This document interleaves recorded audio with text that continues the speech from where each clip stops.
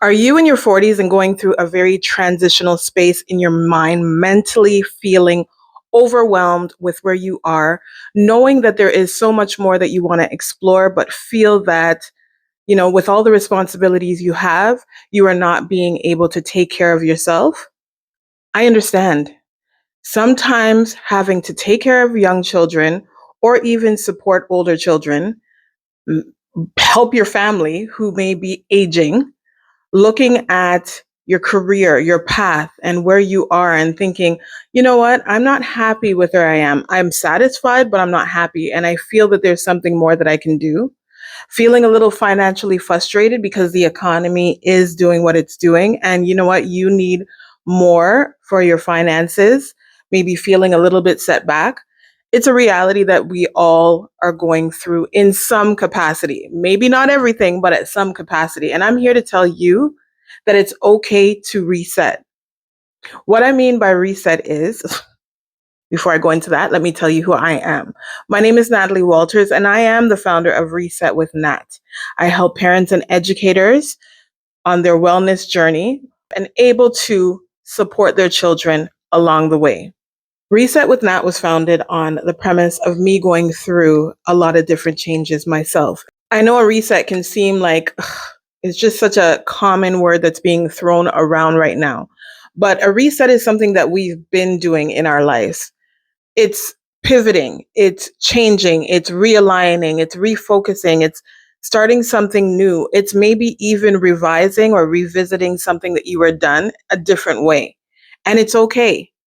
I mean, myself, the reason why I started Reset with Nat was because of my financial journey. I had started a debt repayment journey and I wanted to document it, which led to me getting into the financial industry.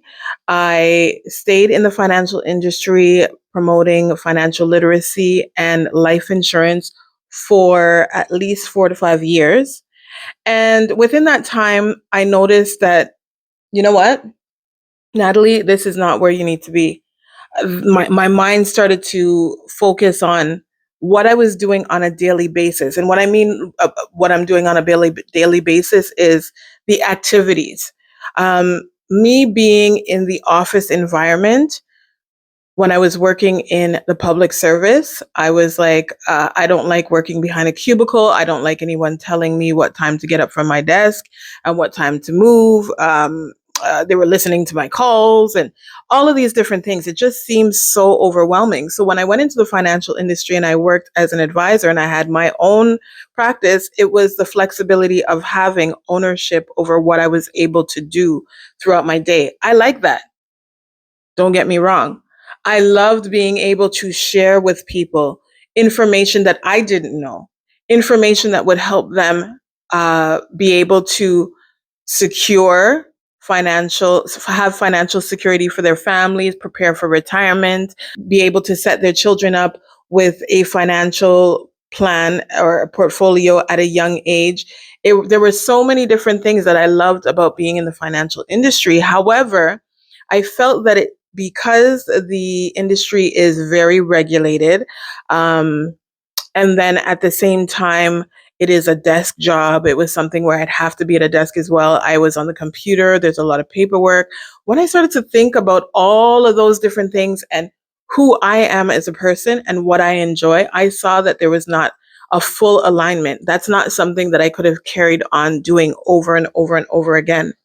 Now, being a parent, we have responsibilities. So it's like, okay, so you get up and you moved from one industry into another. Are you going to get up and move again? And my thing is, yes, I reset. I reset every single time I feel or I reassess where I am and know that I am not comfortable there anymore.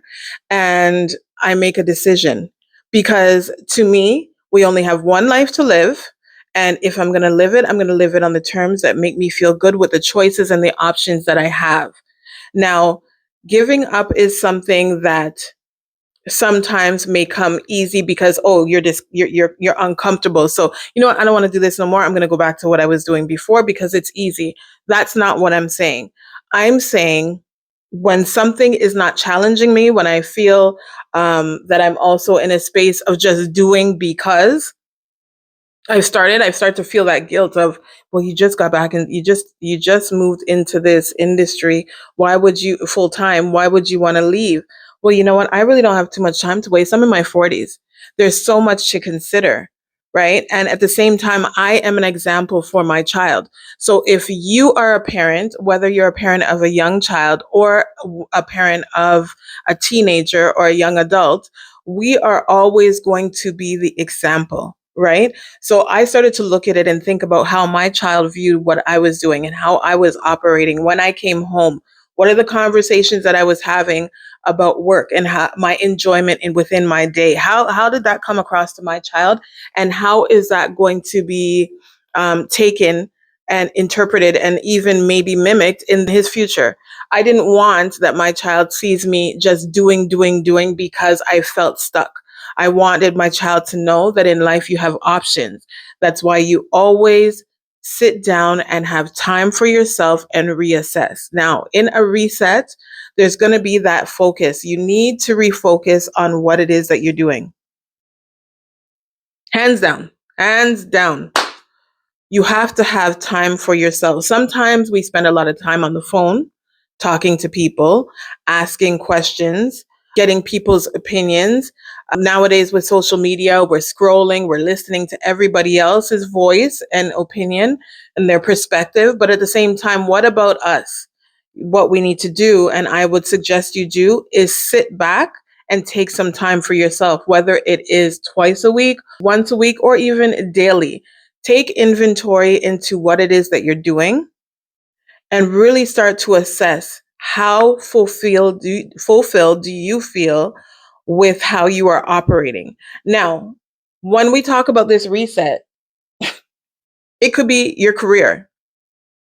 If you're working in education and you are, for the past 2 or 3 years, you've been feeling like, I can't handle this anymore. I find that the children are getting to a place where I can't manage. My nerves are shot. I've been injured a few times. My work environment is just toxic. I don't have coworkers that I can sit down and have a great conversation with. There's a lot of negativity in the space. I'm not getting along with the parents very well. And that starts to translate not just with you in your mind, it translates into how you may operate at home. And then it will also translate to how you may operate in class. So if you are feeling overwhelmed with your career and you feel like teaching is no longer for you, whether you are an educator where you're in the classroom teaching the students, you're doing the curriculum, the planning, and the scheduling of all activities and everything else, you're working with admin, you're working with the parents, and you are feeling overwhelmed with that process and you don't want to do it anymore, guess what? Take a break. Take a break and start to find time for you to start to write things out and reassess. What is it that I like about my job? What is it that I love about my job? What do I want to change? Where do I see myself? What are the activities that I would love to see me implement, or the things that I'd like to do? What other career options are there that I thought of, maybe I've never gone into? And what skills from the job that I'm doing, the career that I've built, what is transferable for me to take on somewhere else?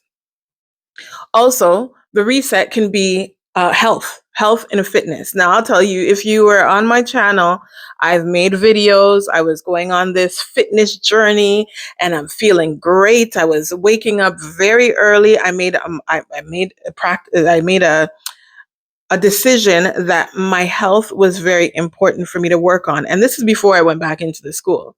So I knew that I needed to work on my physical fitness. I had been working from home at a desk for years, not walking up and down, not going to the gym, just at home eating, getting back into my home routine, sleeping, waking up, same thing for years, year after year. And I would do walks, but not as intense as I needed to. And the weight gain came on, the pain came on. Um, all of that also led to stress, because you start looking at yourself, you're looking at your body, and you're saying, oh my gosh, I'm getting big. I don't like the way I look. I don't like the way my clothes fit. Ugh, I don't like this. If you don't like it, then a decision has to be made. And I understand when you have responsibilities of taking care of other people, it is very, very hard to say, um, you know what, I can't do this for you because I need this time for myself. It's hard because at the end of the day, especially when these people are dependents, um, and you are the main caregiver, then you know what, you're the one that everyone's going to come to. But I will urge you to find some time, whether it's waking up very early ahead of everybody else to get a certain regimen built into your schedule. So that way you are getting time for you to either walk, um, looking at what other things that you need to do that can help you have some more physicality. I know that for myself, what I also did was I would get up and go to the gym really early. And that had worked for a certain point in time. But I know that when my job got very active and it was just very tiring, I just needed to go home and sleep. Sleep was essential for me. Maybe your reset means you need more sleep. You need to not be doing so much. You need proper sleep. You know, there's different things on what a reset can do, what it can be. Um, it could be setting boundaries and letting people know I don't have time. I am not doing this anymore. It's just being open and honest and communicating where you are and the capacity that you have to hold on to doing certain things. Yeah, the capacity that you have to do certain things. Um, Sometimes people are very, very good at pouring out responsibility on you because they know that you're a person who always says yes. But let me ask you, saying yes to everybody else, what is the benefit to you who is seeking on your own end internally and thinking about what it is that you need? You're saying yes to everybody else for what they need and telling yourself no or letting it go past you achieving what you want because you're too busy thinking about everyone else. Now, when it comes to young children, I understand if you're a parent of a young child, or you're an educator and you work with young children and then you have your children at home. I can imagine how hard it is. That must be hard. I only have the one child, so, and he's a teen, so he's becoming a lot more independent. I don't have to do too much. However, I can say that if you have those responsibilities of young children or even an elderly person, it can be hard. But with children, building in a routine can help change the way you can start to focus on yourself so you can actually reset and start to focus on the process of changing what you don't like and being very firm. So the boundary may be, look, you come home after school between this time and this time. These are the activities that are done. Between this time and this time, you have this that you get to do. And then by this time, it's bed. It's bed. It's a non negotiable. I'm not going to be negotiating bedtime with you during Monday to Friday because you know that you want to take time for self. We have to find the time. Or maybe wake up early in the morning and get yourself just either journaling, writing things out, like all your ideas that you have, all of the things that are bothering you, all the things that you want to change, all the things that you see for yourself. Um, you may see it out of reach, but even if you see it out of reach, don't worry about that. Don't worry about that because it's all about just letting it all out. Sometimes a reset cannot even be processed because there's so much confusion. I can tell you that a lot of the times I sit down and I write things out and I just leave them on so many different pieces of paper in different books. And then at the same time, I'm looking for my exit strategy. And because I'm determined to change, I don't want to be in the same place again. I want to see something different. I want to experience something different. I know that really and truly I have to be patient because my circumstances will not allow me to see this immediate change because I have these responsibilities. But in the meantime, these are the little things that I can do to help myself at least get some type of clarity on it. Then that's what I work with, right? So I suggest that even if if you know that right now you're not going to be able to make the biggest transformation you see for yourself or that you want, it doesn't mean that you can't start to pen it out and really try to get some clarity on how it will look. Who do I have to talk to? What do I need to study? Um, where do I need to apply? How much do I need to invest, whether it's time or money? What networks do I have to expose myself to be able to get there? There's a lot of different things to consider. And in the time that you know that you're working on responsibilities and you're getting other people to understand and respect your boundaries and maybe also develop a routine that will allow you the freedom that you need, just work on clarity.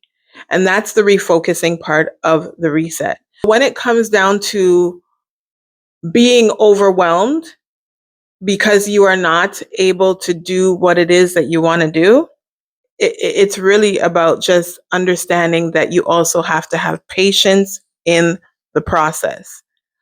I literally worked in the financial industry and I left and I went back into education. And I'll tell you, sometimes you have to also dumb the noise of other people. Because I recall when I had even left the public service job to go into the financial industry full time, there were people at my workplace who applauded me and was like, "Oh, girl, you're brave. Oh, man, you're going to do that? Oh, you're lucky to get out of here." And it's like, what do you mean I'm lucky to get out of here? You can get out of here too. You don't have to, we don't, listen, man. I understand. I understand the pay is here and I get it. But at the same time, I cannot come into work every day unhappy. I cannot come in anymore and sit down and have people yelling in my ears. I cannot be going into the kitchen and having people whining. I can't come out of my cubicle and somebody else is rolling their eye because someone's telling them off. I can't do it anymore. So I'm going to take a chance over here.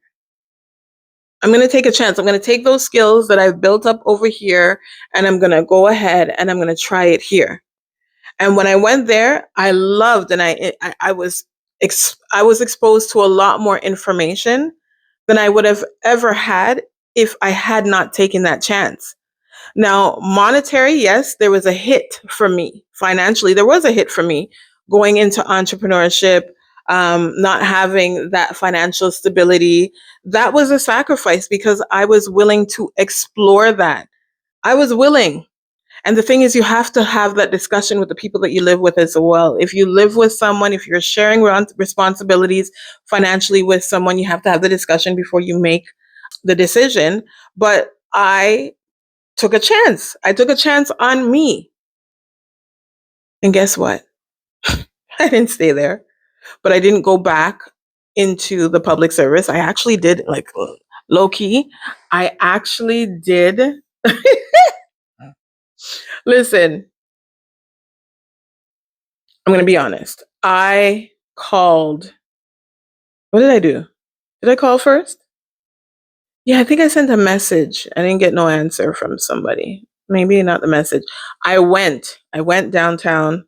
I went in front of the building. I ended up seeing the lady that hired me.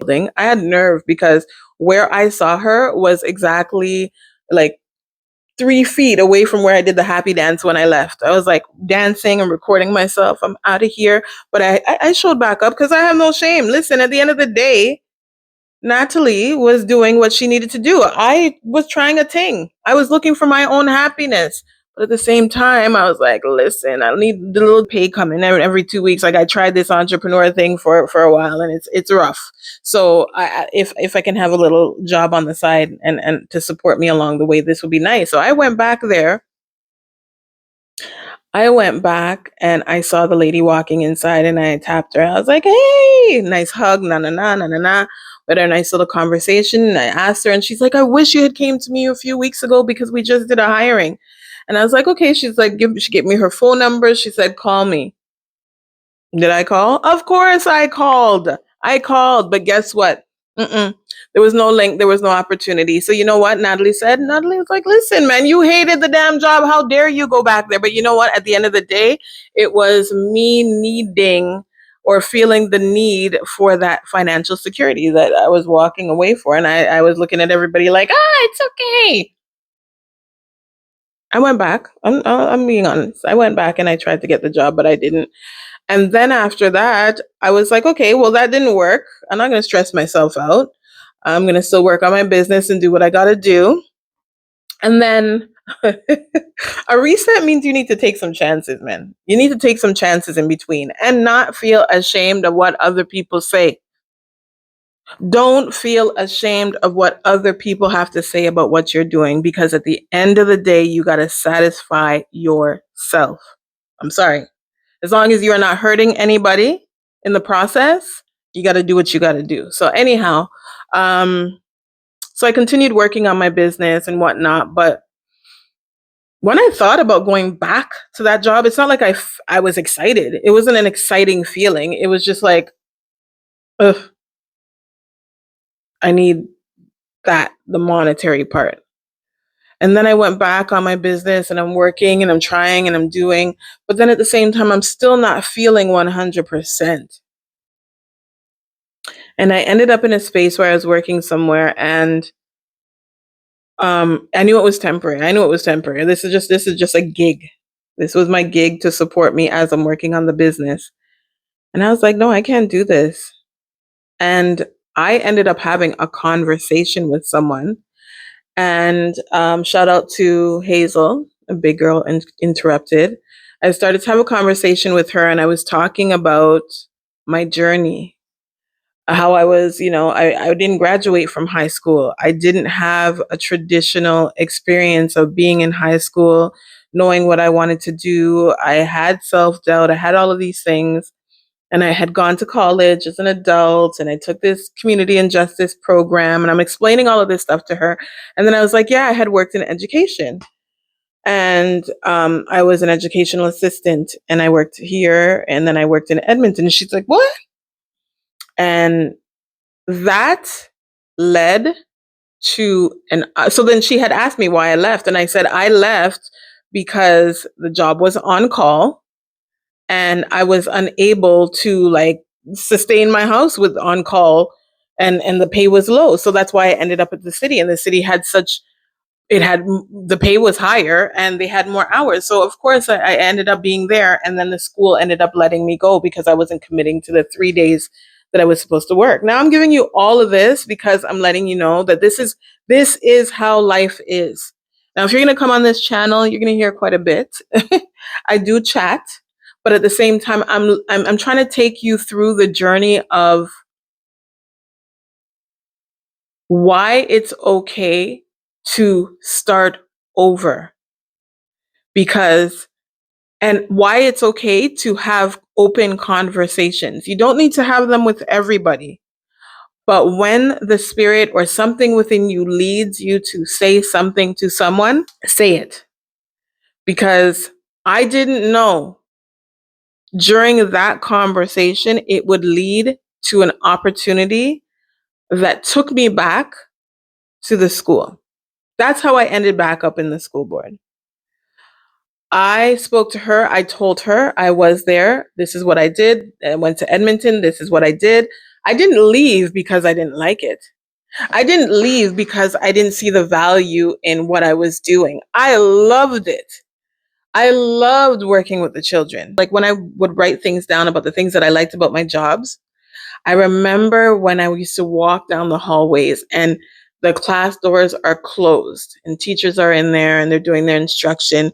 You'd walk by some classes and you'd hear like different happy sounds, excitement, da da da da da. It was just a very joyous place. After having the conversation with her, and then she said she worked in education, she's like, why don't you apply back to the school? And I'm like, huh? And then I thought about it and she's like, don't worry, I got you. I'm going to keep you aware. I'm going to make you aware of whatever opportunities. And so said, so done. Even when I was supposed to start and I didn't start because of taking care of my health, and timing didn't align. But guess what? It did align. And I took on one of the biggest assignments I've ever had to take on as an EA. So back into education, I went full time and I met amazing people. Amazing people. I'm talking about teachers. I'm talking about other support staff. I'm talking about administrators, people who come in throughout the day, other people that work in education to help support the children, all down to the janitor who was amazing. And I would come home tired because my assignment was heavy. So what that did was, you know what? My gym routine, I decided to trade my gym routine in for more sleep because I needed it for my mental. Um I was walking, I was busy, so that was my physical activity, but my focus was I have an assignment and I like what I'm doing and this is where I want to be and this is where I feel most comfortable.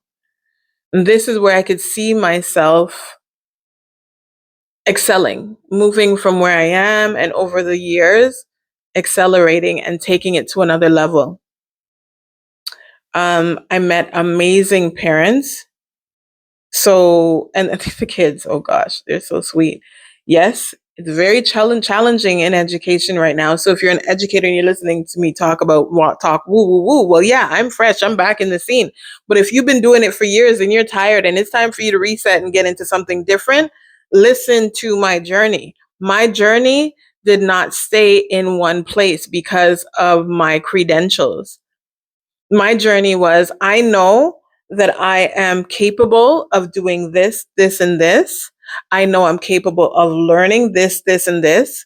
I know that I am not willing to sacrifice um, comfort, permanent comfort, when I could go through a little temporary hardship to try to get to where I want to be.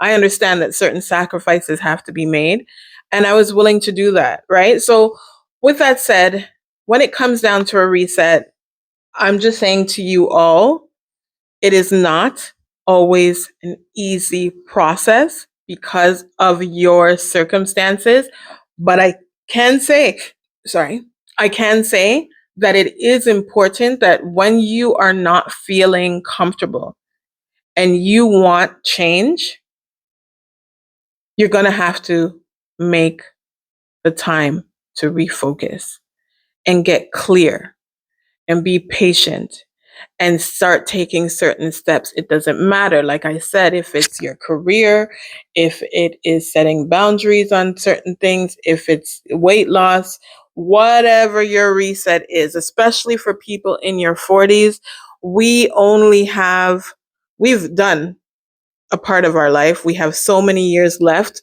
that's granted to us. We don't know when we're going to go. So it's very important that if it's health, take care of your health. If it's career, live it up and do what you want to do. If it's entrepreneurship that you want to explore, explore it. I didn't give up on my business. Reset with Nat has now been revised. It is no longer me working as a life insurance agent in the financial industry. No, with families. I am working with families still. I'm working with parents in their 40s going through the feeling of, yeah, I need this change. I need this reset. And I'm willing to do what it takes to achieve my personal goals. So if that is you and you are ready for a reset, I urge you to join me. I urge you to join me. Leave me a comment. Let me know what it is that you are looking to reset. If you're an educator and you're like, I don't want to work in the classroom anymore. I want to explore something different. Let me know. If you're a parent and you're like, listen, I don't necessarily like my job and I want to try something different, then let me know. So with that said, I hope that in this video, I've given you some type of context on what it is to just understand that where you are is not where you have to be. It is where you are, but at the same time, a reset is always possible. And sometimes during the reset process, there may be ebbs and flows and a little, But if you just follow your intuition, your hearts, your desires, and focus on you, then you don't have to worry about the outcome. Because I also believe, and I'm going to say, I believe in God. I have faith that, sometimes there's a reason why we go through the things that we do. We have choices. We have the opportunities to make certain decisions. And sometimes we don't make the right decision. And just because of that, it takes a little bit longer, right? So if this resonated with you, feel free to share it with anybody else. So that's all that I have for you guys today. Thank you very much for your time, and I'll see you again. My name is Natalie Walters, the founder of Reset with Nat. Take care.